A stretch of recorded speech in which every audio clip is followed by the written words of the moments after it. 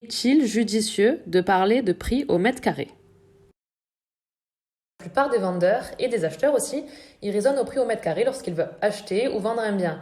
Et cette analyse, elle mène souvent, même pratiquement systématiquement, sur beaucoup de frustration pour les vendeurs qui ensuite n'arrivent pas à vendre ou les acheteurs qui ont l'impression d'acheter trop cher leur bien au mètre carré.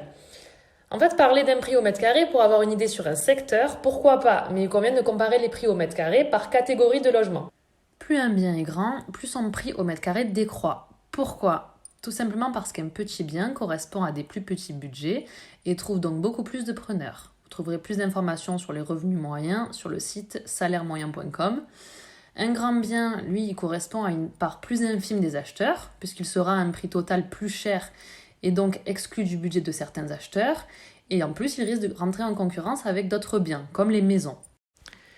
On va prendre un exemple. Un T2 de 40 mètres carrés avec les mêmes attributs qu'un T4 de 80 mètres carrés se vendra plus cher au mètre carré s'il est situé dans une même résidence ou dans une résidence comparable en termes de taille, d'époque de construction, charge de copropriété, plus ou moins équivalente.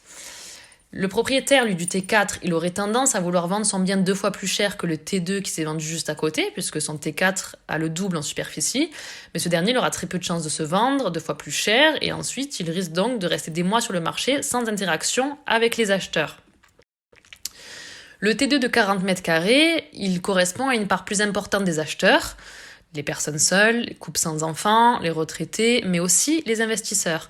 Tandis que le T4 de 80 mètres carrés, il correspond à une part plus faible des acheteurs et risque d'être en concurrence avec les maisons individuelles.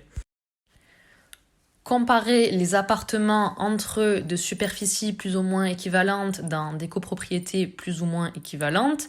Oui, comparer les maisons entre elles lorsqu'elles ont des superficies équivalentes, des tailles de jardin équivalentes. Oui aussi, comparer le prix d'un appartement de 80 mètres carrés avec une maison de 80 mètres carrés, non par contre, parce que la maison, elle a du jardin, elle a des stationnements, elle a peut-être une possibilité d'agrandissement. Il existe cependant des cas exceptionnels, comme une maison de maître qui sera vendue à un prix au mètre carré plus élevé que la petite maison, car elle aura un caractère exceptionnel. Des prestations haut de gamme, un cadre remarquable comme un jardin très paysager là dans l'image, ou bien un emplacement et une vue à couper le souffle. C'est fini pour cette vidéo sur la comparaison des prix au mètre carré. Vous pourrez me retrouver dans ma prochaine vidéo pour la comparaison des prix des terrains.